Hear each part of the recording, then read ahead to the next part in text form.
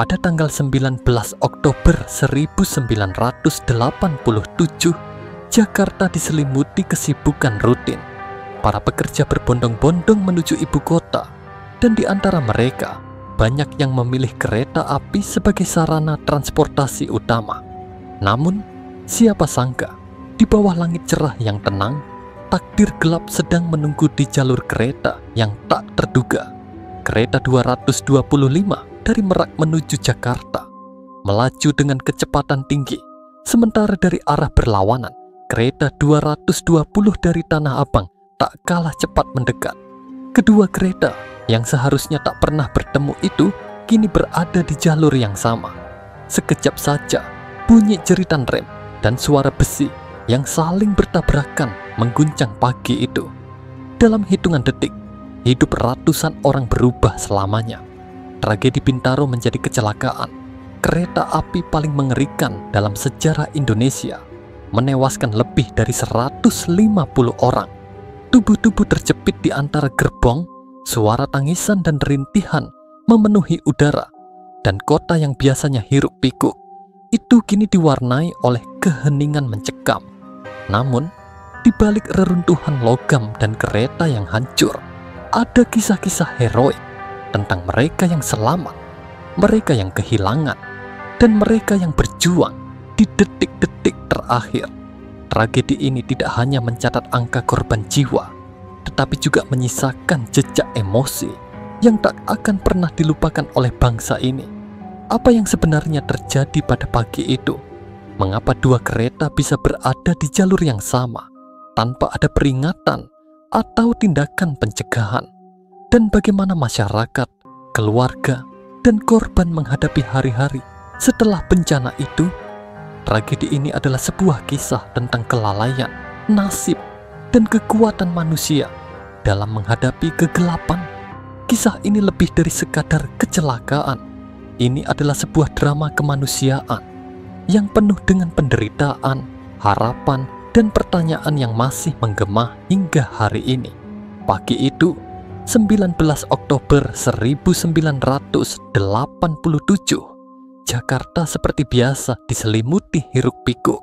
Suara klakson mobil, deru sepeda motor, dan keramaian pasar mulai menggema di sudut-sudut kota. Orang-orang bergegas, berpacu dengan waktu untuk tiba di kantor, sekolah, atau pasar.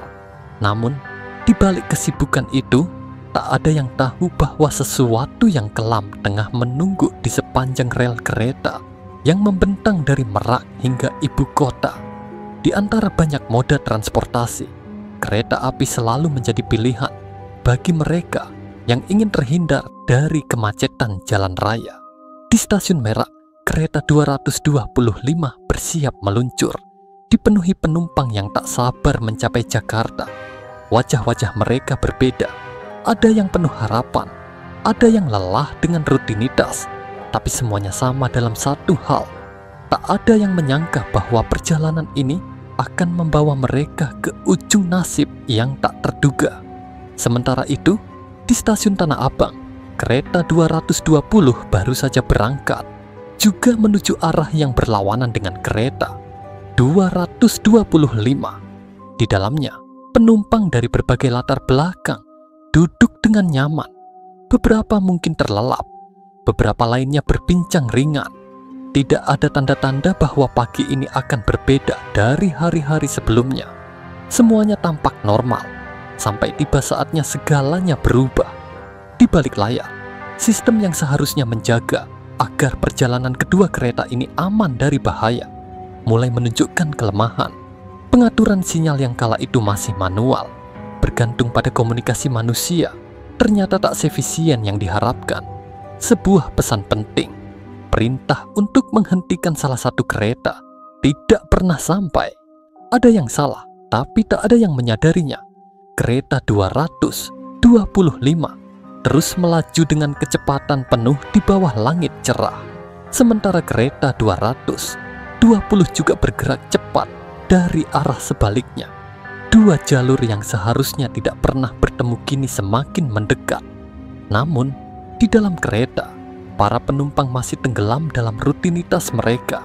tak menyadari bahwa rel yang mereka lintasi sedang membawa mereka menuju kehancuran. Sebuah tragedi perlahan terbentuk, seolah-olah waktu sendiri sedang mengulur detik-detik, menunggu momen di mana segalanya akan berakhir dalam satu benturan hebat. Mereka tidak tahu, tidak ada yang tahu, tapi saat ini semuanya masih tampak normal, seolah alam pun belum ingin memberikan tanda. Namun kita tahu lebih baik bahwa di ujung perjalanan ini, nasib telah menunggu dengan wajah yang tak terduga. Kereta 225 melaju dengan kecepatan penuh.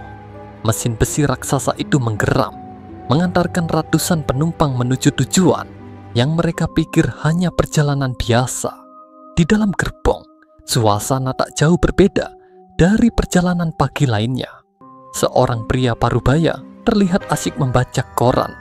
Matanya melompat-lompat mengikuti berita-berita politik yang sedang hangat. Di sudut lain, seorang pemuda pelajar yang hendak mengikuti ujian terlihat memejamkan mata, berusaha menenangkan pikiran. Mereka semua adalah bagian dari rutinitas, roda yang terus berputar di bawah aturan waktu dan nasib.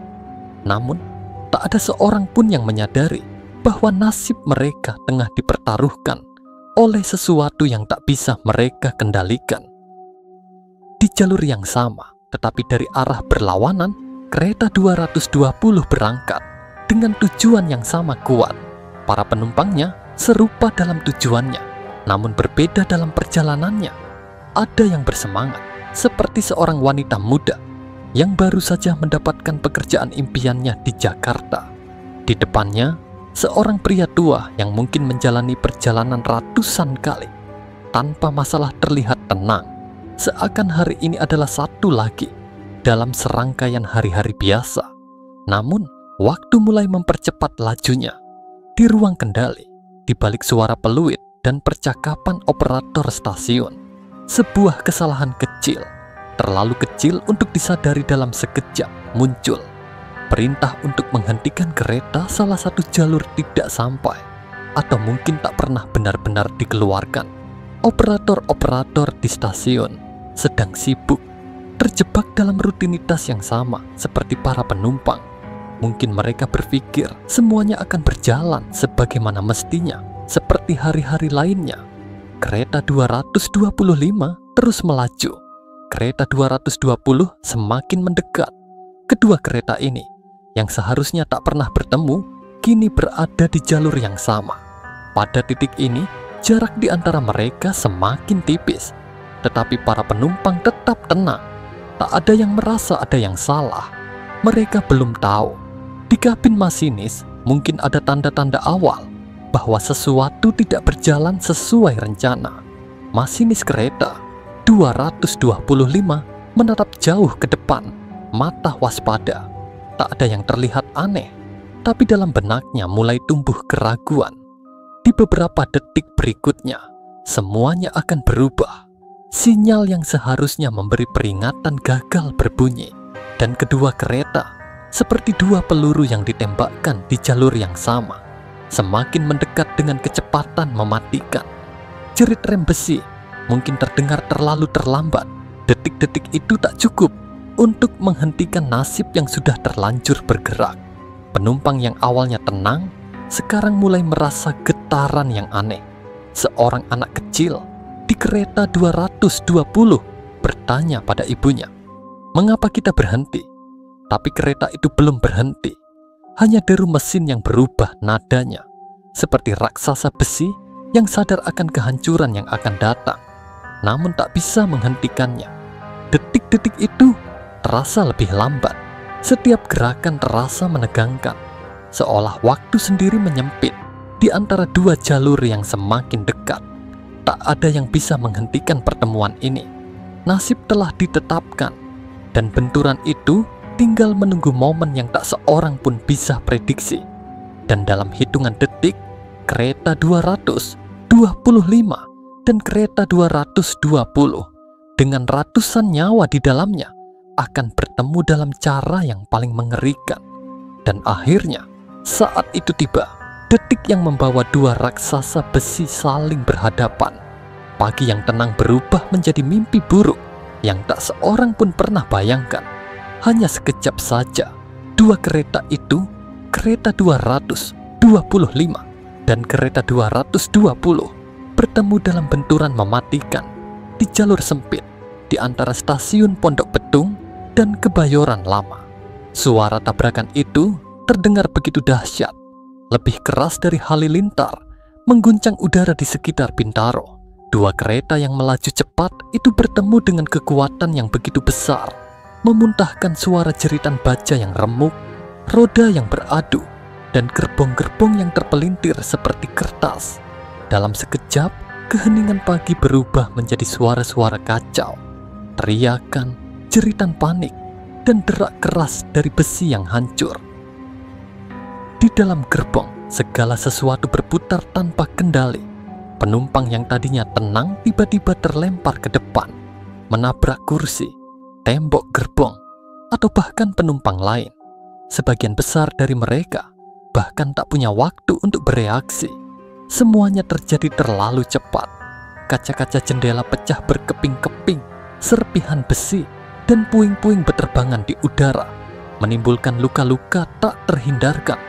Tubuh-tubuh terhimpit di antara kursi-kursi yang hancur, sementara sebagian lainnya terlontar keluar dari jendela yang pecah. Di antara suara gemuruh benturan, jerit tangis mulai terdengar. Di satu gerbong, seorang ibu berusaha menggenggam tangan anaknya, tetapi hanya bisa merasakan udara kosong saat semuanya terbalik. Di gerbong lain, seorang pria yang sebelumnya membaca koran kini tak berdaya, terjebak di bawah puing-puing logam yang menghimpit tubuhnya.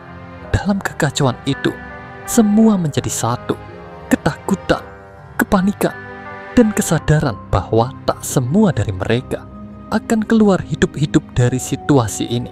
Benturan itu memecah gerbong-gerbong kereta seperti mainan yang dihancurkan oleh tangan raksasa. Bagian depan kereta 225 dan 220 hancur total. Para masinis yang mungkin hanya punya sepersekian detik untuk memahami apa yang terjadi, kini telah terjebak dalam puing-puing kokpit yang runtuh. Mereka yang mengemudikan raksasa besi ini dengan keyakinan penuh bahwa perjalanan akan aman, kini menjadi korban pertama dari kecelakaan ini. Suasana di sekitar lokasi kejadian mencekam. Warga sekitar yang awalnya terkejut mendengar ledakan besar itu kini berlari menuju rel, terpana melihat apa yang tersisa dari dua kereta tersebut. Tumpukan besi, gerbong yang terbalik, dan tubuh-tubuh yang tergeletak di mana-mana. Beberapa masih bergerak, berusaha keluar dari reruntuhan, sementara yang lain sudah tak bernyawa. Jeritan korban yang terjepit, rintihan mereka yang terluka, menciptakan atmosfer duka yang mendalam. Di tengah kekacauan itu, ada orang-orang yang mencoba melawan nasib mereka. Di salah satu gerbong yang remuk, seorang pria muda yang terluka parah masih mencoba merangkak keluar. Dengan lengan yang berdarah, dia menarik seorang wanita yang pingsan keluar dari reruntuhan. Matanya dipenuhi rasa sakit, namun tak kehilangan keberanian. Ada juga warga sekitar yang dengan penuh keberanian langsung turun ke rel, menarik korban-korban keluar dari puing-puing. Meski ancaman kehancuran masih ada di sekitar mereka, namun sebagian besar hanya bisa terdiam, terjebak di dalam gerbong yang tak lagi berbentuk. Tangan mereka terulur, mencoba meminta pertolongan, tapi besi-besi yang berat terlalu sulit untuk diangkat dengan tangan kosong. Jeritan tolong terdengar di mana-mana, namun seolah tenggelam dalam suara logam yang terus berderak, menyeret beberapa nyawa lebih dalam ke jurang maut. Dan di saat itu, tragedi Bintaro 1987 telah mencapai klimaksnya. Ratusan nyawa kini tergantung antara hidup dan mati. Sementara kota Jakarta yang sibuk tiba-tiba tersadar akan bencana besar yang baru saja terjadi di tengah salah satu jalur kereta paling sibuk di negeri ini. Hari itu, Jakarta tidak hanya kehilangan ratusan jiwa, tetapi juga menyaksikan salah satu kecelakaan kereta api paling mengerikan dalam sejarah Indonesia. Setelah tabrakan mematikan itu, Waktu seolah melambat, dan di rel Bintaro yang semula ramai dengan perjalanan kereta, kini hanya ada puing-puing, suara jeritan, dan kehancuran. Detik-detik setelah benturan terasa seperti mimpi buruk yang tak kunjung usai. Warga sekitar yang mendengar ledakan besar dan suara berderak dari logam-logam yang terpelintir bergegas menuju lokasi. Apa yang mereka temui di sana tidak seperti apapun yang pernah mereka bayangkan. Kereta-kereta yang saling bertabrakan itu kini tampak seperti monster yang telah hancur berantakan. Gerbong-gerbong terpelintir, sebagian besar hancur dan terguling ke samping. Tubuh-tubuh berserakan di sekitar rel. Beberapa terbaring tak bernyawa, sementara yang lain masih merintih kesakitan, terjebak di dalam puing-puing yang tak bisa mereka lepaskan sendiri. Asap tipis mulai mengepul dari kereta, menambah kesuraman suasana yang sudah sangat mencekam. Di tengah kekacauan itu, panggilan darurat segera tersebar. Tim penyelamat dari berbagai instansi, termasuk petugas medis, pemadam kebakaran, dan militer, segera diberangkatkan menuju lokasi kecelakaan. Namun, akses menuju tempat kejadian tidak mudah. Lokasi yang berada di rel kereta di tengah kota yang padat membuat tim penyelamat harus berjuang keras untuk mencapai korban dengan cepat. Ketika tim penyelamat tiba, mereka segera dihadapkan pada pemandangan yang mengerikan. Tubuh-tubuh yang terjepit di antara besi-besi yang melilit, kursi-kursi yang hancur, dan kaca-kaca yang berserakan di mana-mana. Tugas mereka bukan hanya menyelamatkan, tetapi juga bertarung melawan waktu. Banyak korban yang terluka parah membutuhkan pertolongan segera, atau nyawa mereka akan hilang dalam hitungan menit. Tim penyelamat bekerja tanpa kenal lelah. Dengan peralatan seadanya, mereka mencoba membuka akses ke gerbong-gerbong yang terhimpit, mengeluarkan korban satu persatu. Di antara reruntuhan, para petugas harus bekerja dengan hati-hati. Salah satu gerakan yang salah bisa mengakibatkan lebih banyak kerusakan pada korban yang terjepit di bawah puing. Suara mesin pemotong besi dan peralatan darurat memenuhi udara, bersaing dengan jeritan korban yang meminta pertolongan. Namun, meski dengan segala upaya, mereka tetap menghadapi tantangan besar. Banyak korban yang sudah tak tertolong lagi. Para petugas penyelamat, meski terlatih untuk menghadapi situasi sulit, tak bisa menyembunyikan kesedihan mereka saat menemukan tubuh-tubuh yang tak lagi bernyawa. Beberapa di antaranya adalah anak-anak yang bahkan belum cukup dewasa untuk memahami arti tragedi. Ini adalah tugas yang berat, tidak hanya secara fisik, tetapi juga secara emosional. Setiap korban yang mereka temukan menambah beban di hati mereka. Di antara korban, beberapa kisah heroik mulai muncul. Seorang pria muda yang terluka parah tetap berjuang mengeluarkan seorang wanita yang terjepit di dekatnya. Meski tangannya berdarah dan wajahnya penuh luka, dia tak henti-hentinya menarik tubuh wanita itu hingga akhirnya berhasil membawanya keluar dari reruntuhan. Mereka yang selamat pun tak luput dari rasa duka, karena banyak dari mereka harus meninggalkan orang-orang yang mereka cintai di dalam gerbong yang hancur. Di sekitar lokasi, keluarga para penumpang yang mendengar kabar tentang kecelakaan ini mulai berdatangan. Wajah-wajah mereka penuh kecemasan, ketakutan yang membayang dalam setiap langkah mereka saat mereka mencari tahu nasib orang-orang yang mereka kasihi. Suasana di posko darurat yang didirikan di sekitar lokasi kecelakaan dipenuhi dengan tangis dan ratapan. Beberapa dari mereka yang mengenali orang yang mereka cintai di antara para korban jatuh terduduk, tak percaya bahwa mimpi buruk ini telah menjadi kenyataan.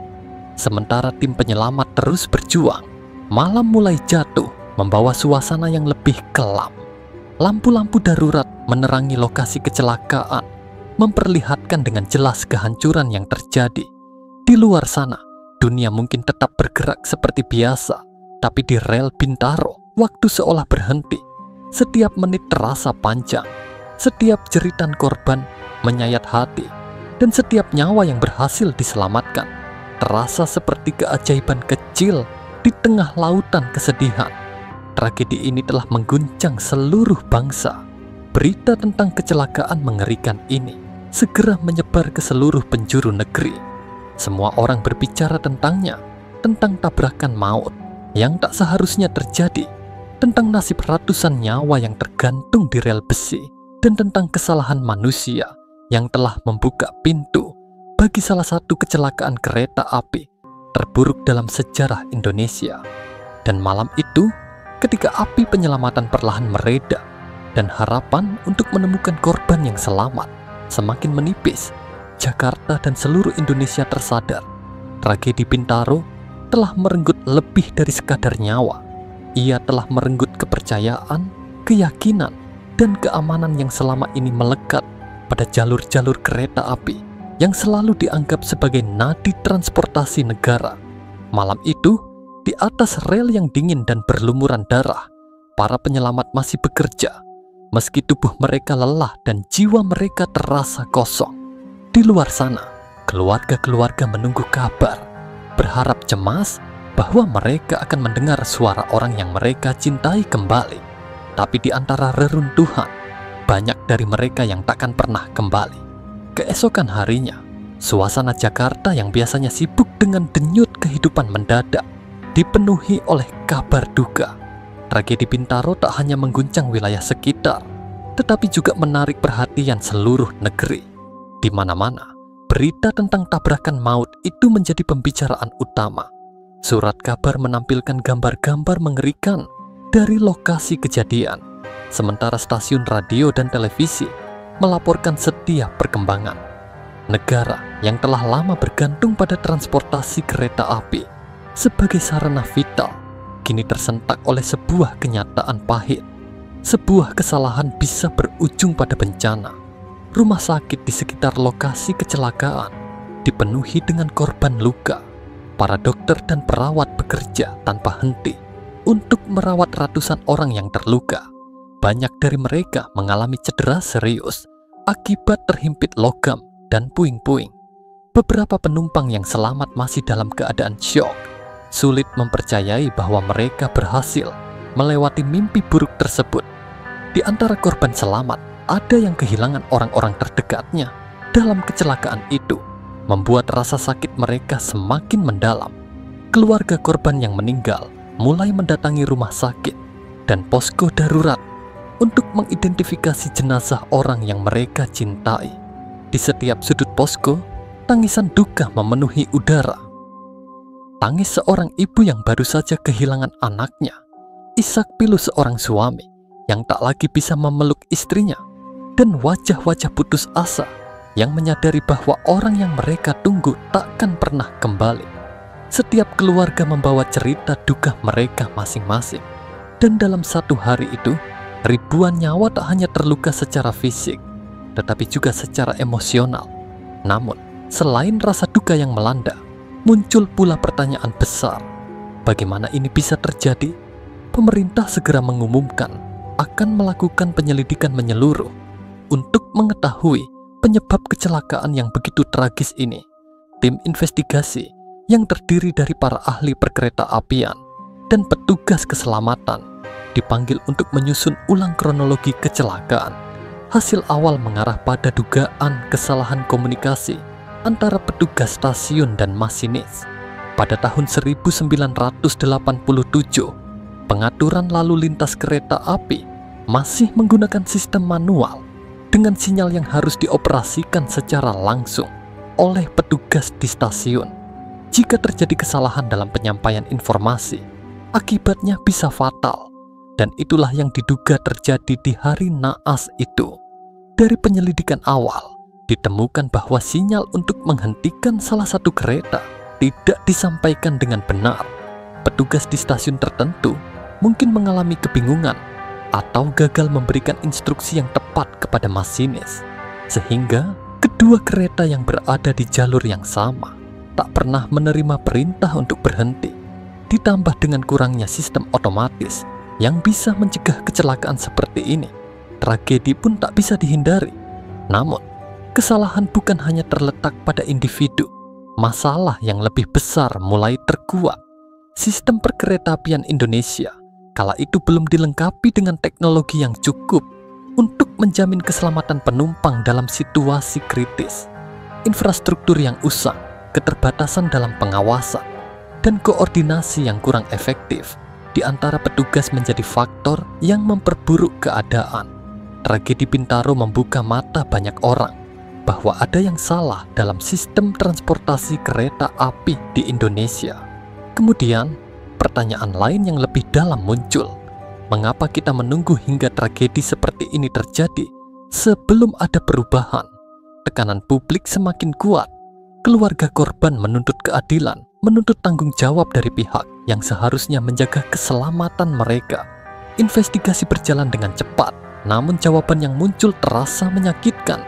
Ini adalah kecelakaan yang bisa dihindari jika saja protokol keselamatan dijalankan dengan lebih baik, jika teknologi modern diterapkan untuk mengelola lalu lintas kereta, dan jika kesadaran akan pentingnya komunikasi yang efektif selalu dijaga. Masyarakat mulai marah, dan kemarahan ini bukan tanpa alasan. Mereka menuntut reformasi besar-besaran dalam sistem transportasi publik, menuntut agar tragedi seperti Bintaro tidak pernah terjadi lagi. Pemerintah berada di bawah tekanan berat untuk segera bertindak. Media massa terus menyoroti kelalaian yang terjadi, memperlihatkan bagaimana kebijakan yang lambat dan kurangnya perbaikan infrastruktur telah menyebabkan jatuhnya ratusan korban jiwa. Tragedi Bintaro bukan lagi sekadar kecelakaan, melainkan simbol dari kegagalan sistemik yang perlu diperbaiki. Di tengah duka dan kemarahan yang melanda, pemerintah akhirnya bergerak. Rencana reformasi perkereta apian diumumkan dengan janji untuk memperbaiki teknologi pengaturan sinyal, meningkatkan pengawasan, dan memperketat protokol keselamatan. Namun, bagi banyak orang, langkah ini terasa terlambat. Nyawa yang telah hilang tak bisa dikembalikan. Tragedi Bintaro telah meninggalkan luka yang dalam. Dan meskipun reformasi akhirnya diambil, trauma yang dirasakan bangsa ini takkan mudah hilang. Bagi mereka yang selamat, setiap detik yang dilalui di atas rel besi kini membawa kenangan pahit. Dan bagi keluarga yang kehilangan, setiap perjalanan kereta akan selalu diiringi oleh bayangan duka yang tak terhapuskan. Tabrakan maut itu yang seharusnya tak pernah terjadi, kini menjadi peringatan abadi bahwa dalam setiap perjalanan, nasib tidak bisa sepenuhnya dikendalikan. Namun, dengan sistem yang lebih baik, kita setidaknya bisa memastikan bahwa tragedi seperti ini takkan lagi terulang di masa depan. Tragedi Bintaro 1987 menjadi salah satu catatan kelam dalam sejarah transportasi Indonesia. Tetapi dari kesedihan dan kehilangan itu, muncul pelajaran yang mendalam bagi bangsa. Setelah duka yang panjang, pertanyaan tentang bagaimana mencegah tragedi serupa menjadi prioritas utama pemerintah, operator kereta api, dan masyarakat luas. Namun, dampak dari kecelakaan ini tak hanya terletak pada reformasi teknis dan sistem, tetapi juga menyentuh aspek-aspek kehidupan lain yang lebih mendalam dan emosional.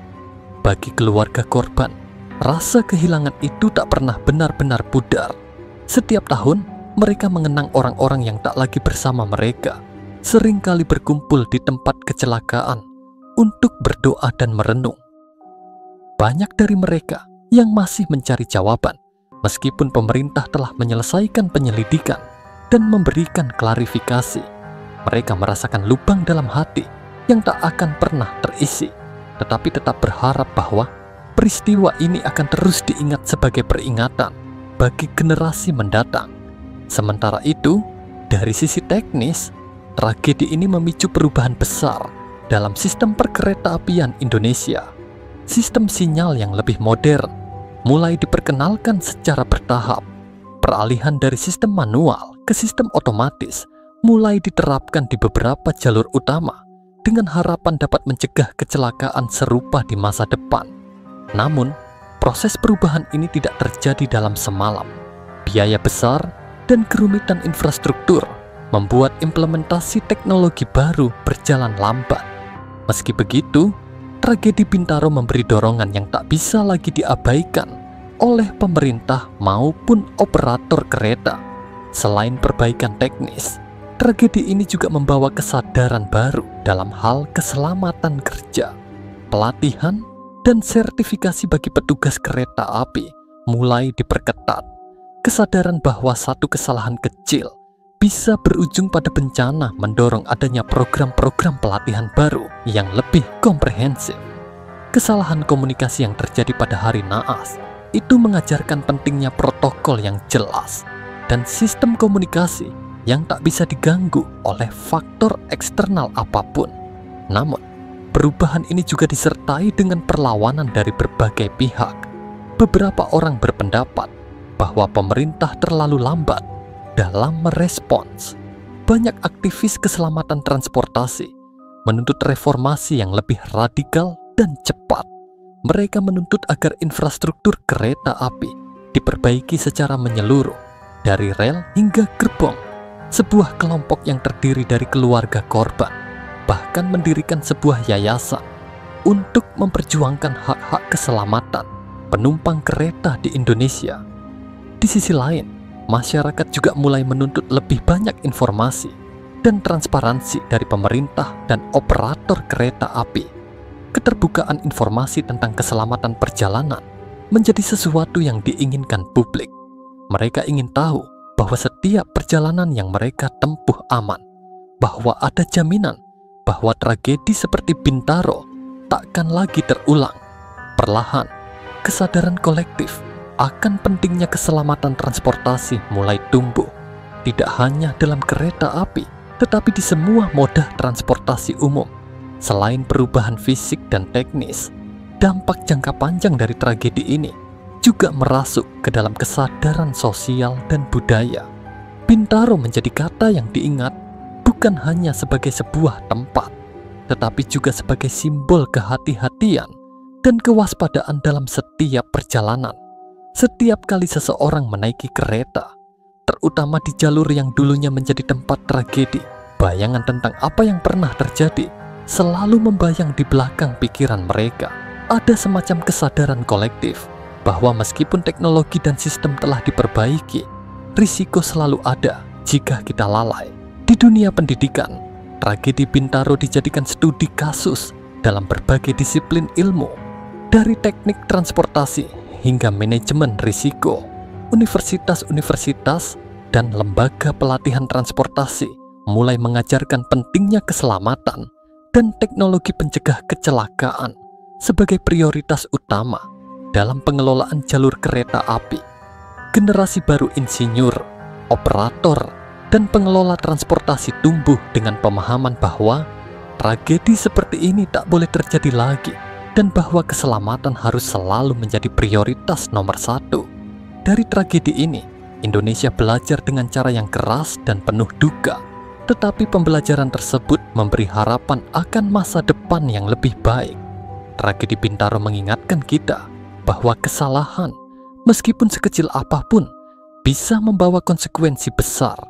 Namun, ia juga mengajarkan bahwa dari kehancuran selalu ada peluang untuk bangkit dan memperbaiki, untuk membangun sistem yang lebih kuat, lebih aman, dan lebih bertanggung jawab.